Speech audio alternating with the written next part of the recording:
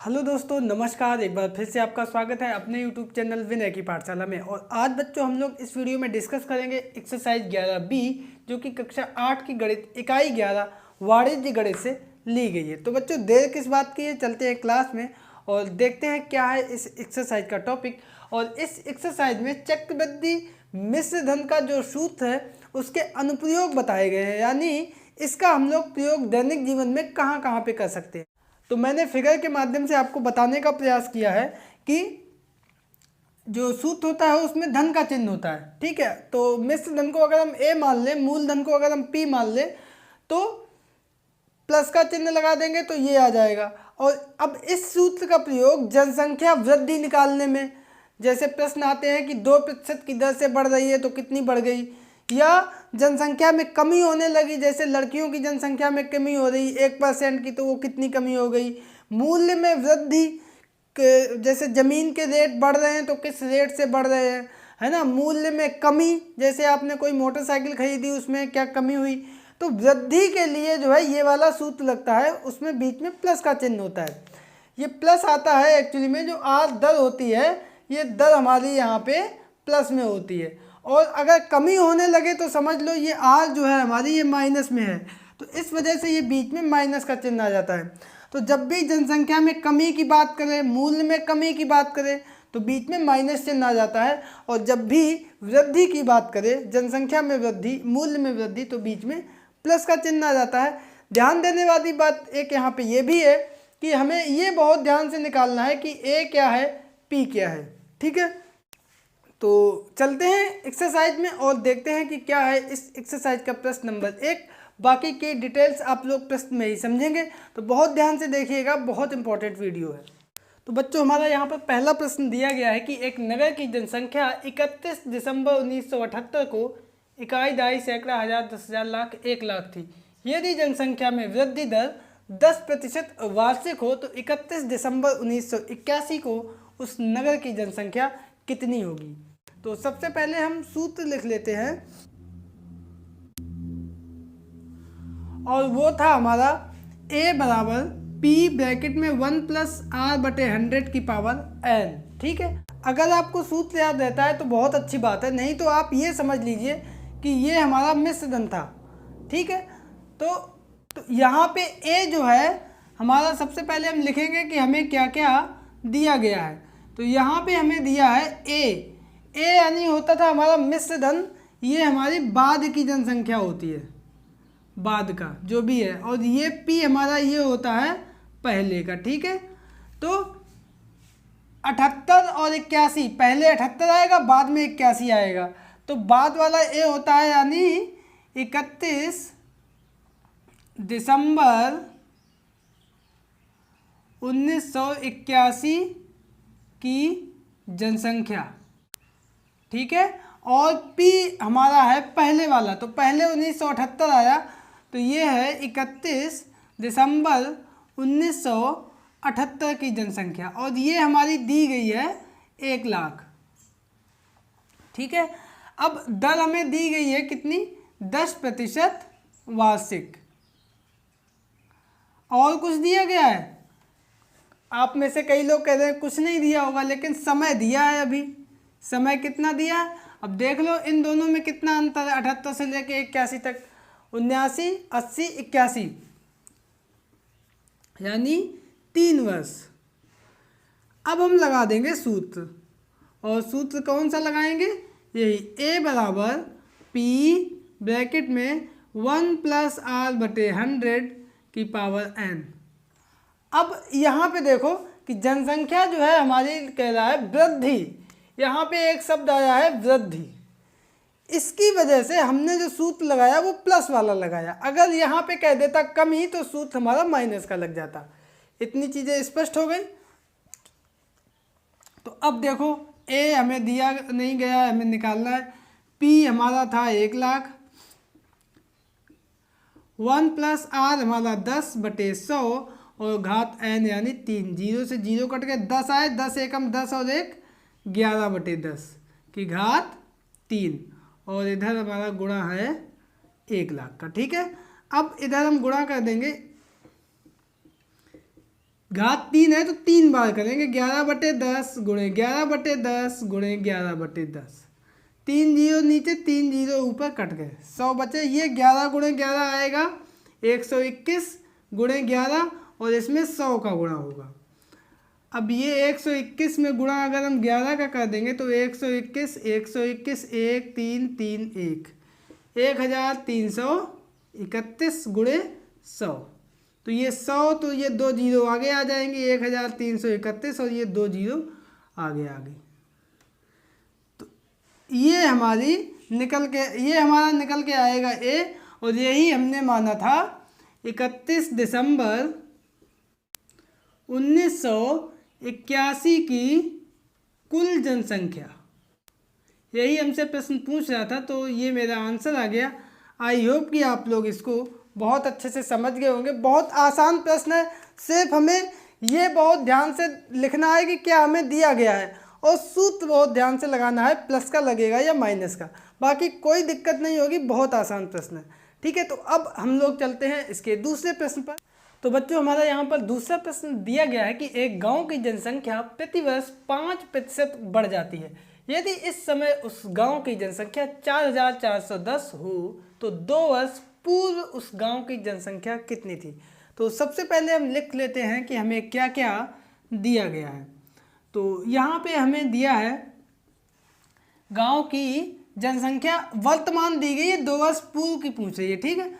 तो गांव की वर्तमान जनसंख्या।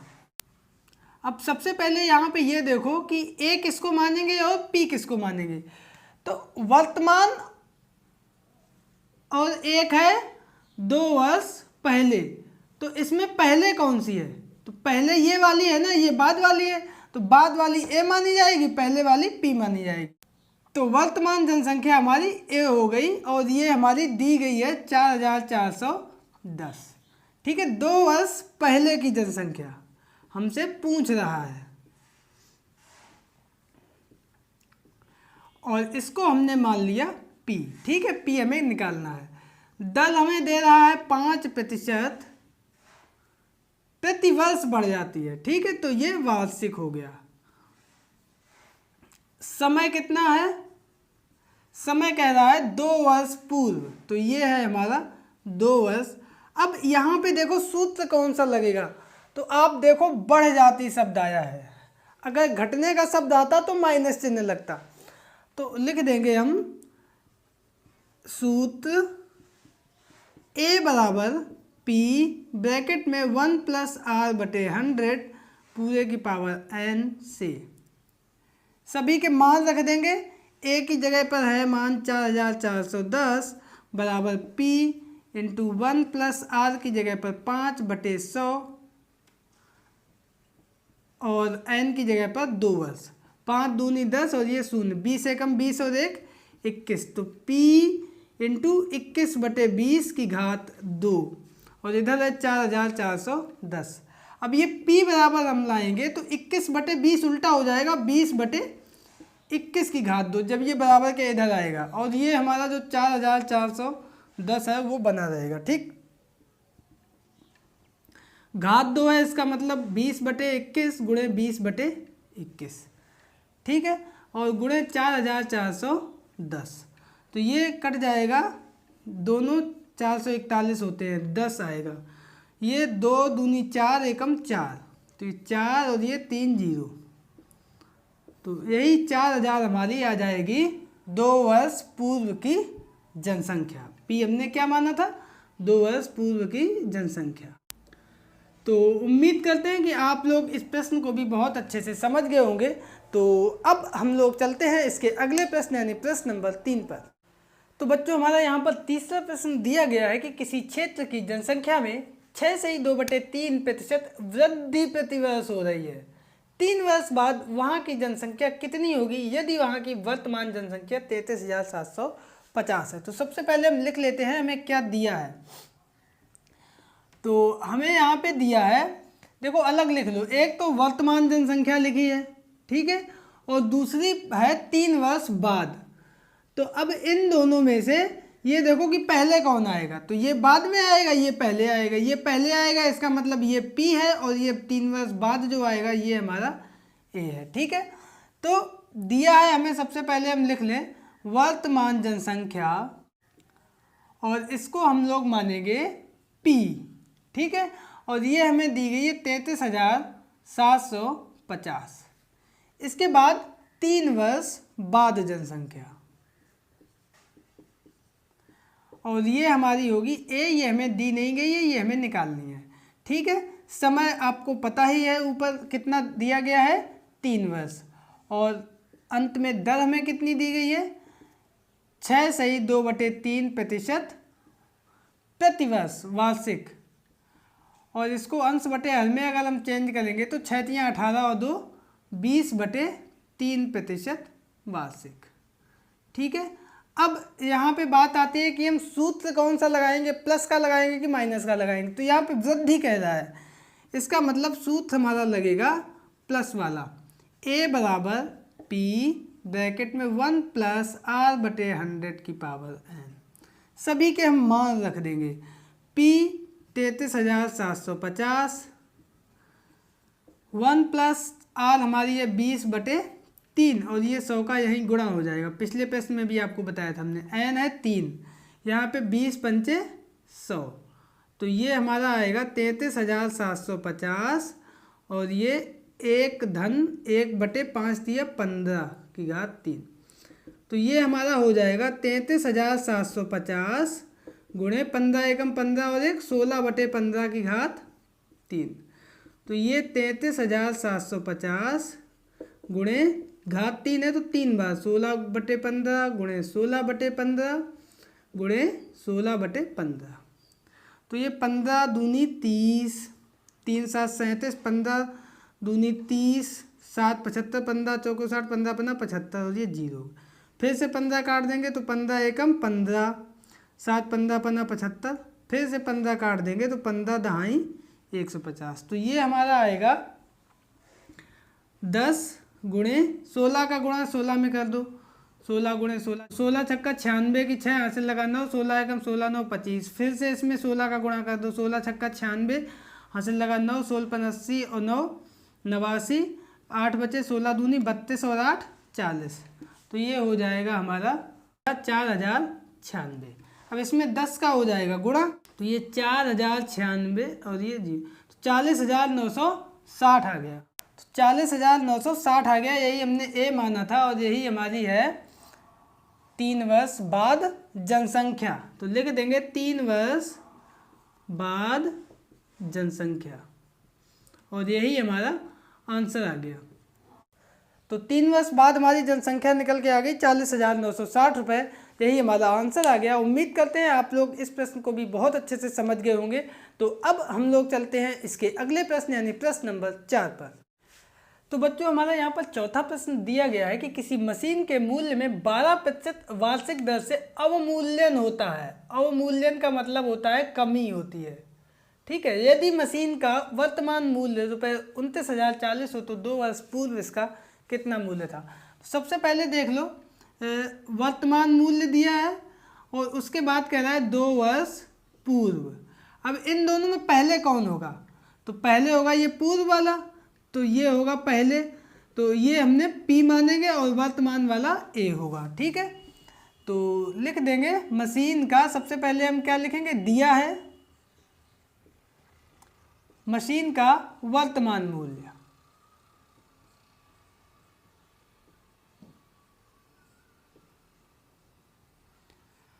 और ये वर्तमान हमने माना है A, और ये आएगा 29,040 रुपये। अब मशीन का 2 वर्ष पूर्व मूल्य बराबर P, और ये हमें निकालना है। ठीक है, दर हमें दी गई है 12% वार्षिक, समय दिया गया है 2 वर्ष। अब बात ये आती है कि यहाँ पे सूत्र कौन सा लगेगा। तो देखो अवमूल्यन हो रहा है यानी कमी हो रही है, तो यहाँ पे अब हम प्लस का सूत्र नहीं लगाएंगे, कौन सा लगाएंगे, A बराबर P ब्रैकेट में 1 माइनस आर अपॉन 100 और पूरे की पावर n। तो ए हमारा है 29,040 बराबर पी हमें निकालना है, ठीक है। तो 1 माइनस आर कितना दिया गया है 12%, आर बटे 100 और एन है 2 वर्ष।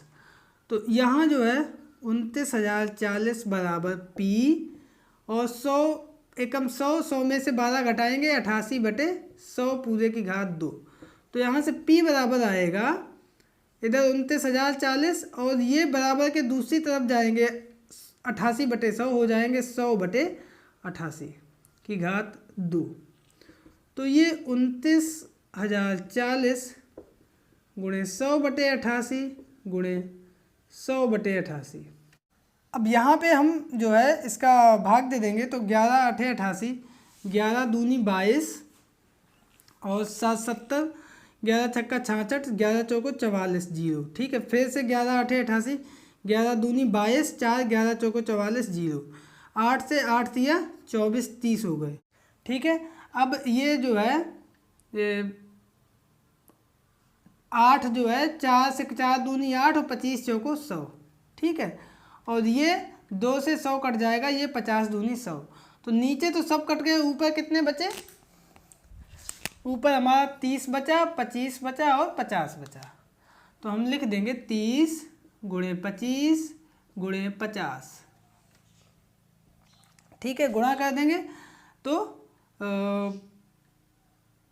25 दिया 75 और 75 पंचे 75 गुणे 5, 55 25 की 5 हासिल लगा 2, 5 7 35 और 2 37, 375 और ये 2 जीरो, एक इसका एक इसका, ये इतने रुपए आ गया। और ये हमारा पी, और पी हमने क्या माना था 2 वर्ष पूर्व मशीन का मूल्य।